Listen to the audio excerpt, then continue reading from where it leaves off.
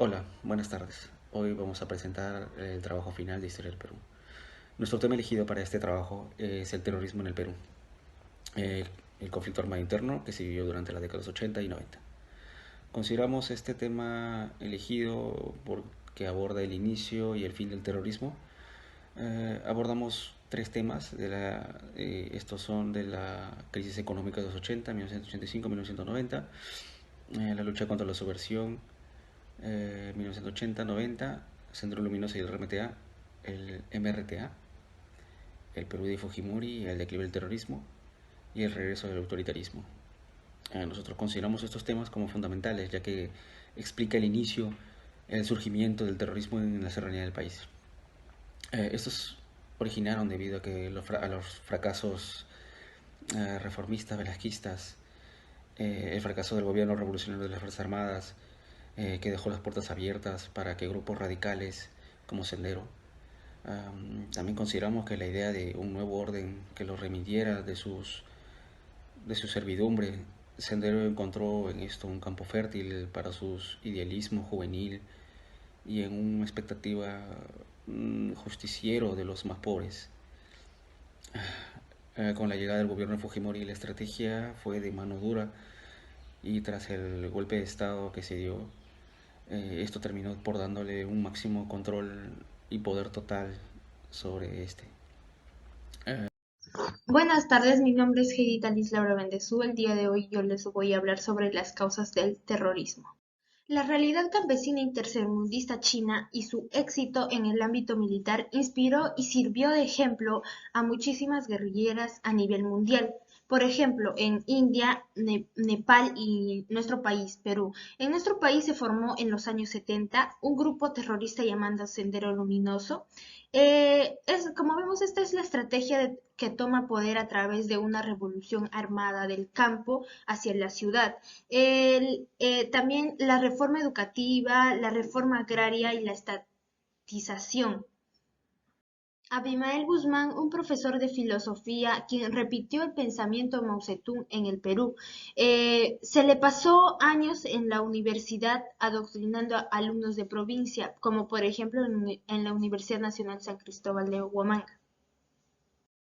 Continuando con las consecuencias del terrorismo, las dos consecuencias más graves en los sectores sociales y económicos fueron, por ejemplo, en el sector económico, el cual hubo un incremento en lo que es la pobreza en el país de un 55% aproximadamente, y además una reducción en lo que era el PBI del país en un alrededor del 22%.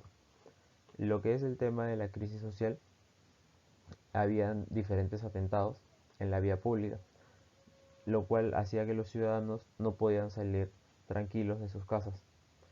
Podía salir a la mañana y no regresar en la tarde por diferentes cosas, como pueden ser los coches bomba, que hubo un incremento de sus apariciones en esta época, o si no, los ataques de policías militares o terroristas en cualquier momento de la vía pública. Hola, buenas tardes. En esta ocasión voy a entrevistar a una persona que ha sido partícipe dentro del gobierno de Fujimori y el cual nos va a hablar acerca de sus experiencias en el declive del terrorismo y el regreso del autoritarismo. Buenas tardes, señor. ¿Cuál es su nombre? Bueno, mi nombre es Marco Palomino Gutiérrez, soy egresado de la Facultad de Ciencias Alimentarias de la Universidad Agraria de Molina.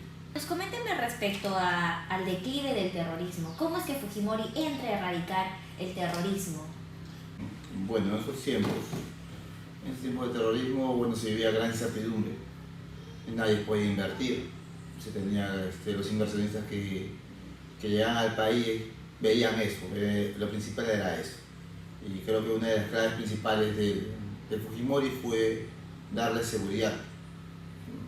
Y después ya pasó a la seguridad ya económica, ¿no? Entonces, poner bien en claro las reglas de juego. Claro. Y bueno, pues incertidumbre también en el hecho de que en cualquier momento puede ser muerto, o sea, no se vivía una paz. ¿No? En cualquier momento puede llegar a reventar una bomba a tu costado y capaz ya no estabas, o tenías miedo de llegar a tu casa. Aparte de los apagones, aparte de la falta de agua, luz, Entonces, vivíamos en un caos total. No había comida, no había gasolina en ese tiempo, no se usaba mucho el gas, se usaba el queroseno. Pues usaba el queroseno para el ceste, para las cocinas, desabastecimiento total, bombazos a cada rato, ejecuciones a cada rato, y eso trajo como consecuencia pues, una incertidumbre en la inversión. Porque ¿quién va a invertir? ¿Quién va a invertir o qué empresa de seguros te va a asegurar tu mercadería o tu empresa si sabes que en cualquier momento te pueden volar? Entonces no era un negocio para aseguradoras, para nosotros, para los inversionistas, para todos. Claro. Bueno, gracias señor Malthus por la entrevista. Y bueno, llegamos a la segunda entrevista. Buenas tardes, hoy nos encontramos aquí en el mercado San Sebastián. San Sebastián. Señito, Exacto. buenas tardes. Buenas ¿Cuál es su tardes. nombre? Sabina Sabina, ¿qué? Ledesma. Ledesma. Señora Sabina, ¿podría usted compartirme su experiencia con el terrorismo? Sí, podría compartirla. ¿Por qué? Porque yo he vivido en época de terrorismo, ¿no? Y ha sido horrible, ¿no? Y a todos los niños nos secuestraban para poder llevarnos al campamento. Nos llevaba, mi hermana y yo, nos secuestraron, ¿no? Nos llevaron al campamento y nos daba charlas. Y nos prácticamente obligadas, porque éramos unas niñas adolescentes, ¿no? Y así pues nos daba ideas y nos hacía asustar para poder nosotros tener miedo, ¿no? Y después nos ha llevado el siguiente día al, ¿cómo se llama? De Chaninga a Pichanaki para poder pedir pinturas, para marcar las paredes con oso y martillo, ¿no? Y ellos eran senderos. Y así pues nosotros así podíamos ayudarle porque no sabía que nos iba a pasar cualquier cosa, porque Nos podrían matar. Claro, nos podía matar, todas esas cosas, y nosotros teníamos miedo, ¿no? Una duda para aclarar. Ya. ¿Usted sabe cuál era la diferencia entre Sendero Luminoso y el MRTA? Y la verdad no podía decirte mucho porque, como le digo, era adolescente. Yo que el sendero era, como se llama, que sus ideas eran diferentes y el otro era diferente. Eran dos tipos de terrorismo, era, ¿no? Esa Claro. época. Pero lo que a nosotros nos hace secuestrar es el sendero, pues. Sendero Luminoso. Claro, ¿ya? exactamente. Eso es lo que Gracias, señora Gavina, Ay. Gracias, no sé. por su experiencia de haberme compartido esta experiencia penosa, ¿no? Para usted, Claro. para su familia. Ajá. Y aún así felicitarla, ¿no? Por todo el esfuerzo que usted cada día constantemente le ha echado ganas. Claro, exactamente. Acá he tratado de salir adelante y hacer mi vida pues normal, ¿no? Eso es lo que ha pasado hasta hoy día. Gracias, señora Gracias, Sabina, bye. muchas gracias. Se concluye de que el Estado y la sociedad no supieron enfrentarse al terrorismo, debido a que en las zonas alejadas de la capital la gente no contaba con recursos, armas ni el apoyo del Estado para enfrentarse a Sendero Luminoso y al MRTA. También que este grupo terrorista, Sendero Luminoso, vestía a sus integrantes de manera civil, y los militares, al enfrentarse al terrorismo, no sabían diferenciar entre una persona común y un terrorista. Por ello se llevó a cabo la matanza de millones de personas a diestra y siniestra, sin ninguna compasión. Cabe recalcar que también la inadecuada planificación y estrategia de militares y policías en frente de ataques terroristas es lo que conllevó a que éste perdurara un buen tiempo en nuestra sociedad.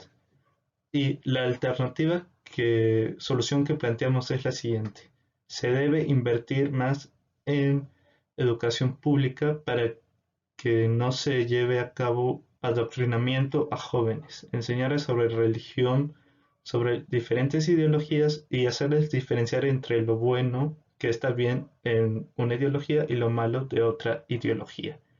También se debe invertir en la seguridad pública. En el transporte público debe haber más sondeos de policías serenos y también se debe realizar entrenamiento especial a las Fuerzas Armadas y policías, pues un determinado entrenamiento específico para diferentes situaciones hipotéticas conlleva a que estos estén bien preparados para enfrentarse a una posible situación de atentado terrorista.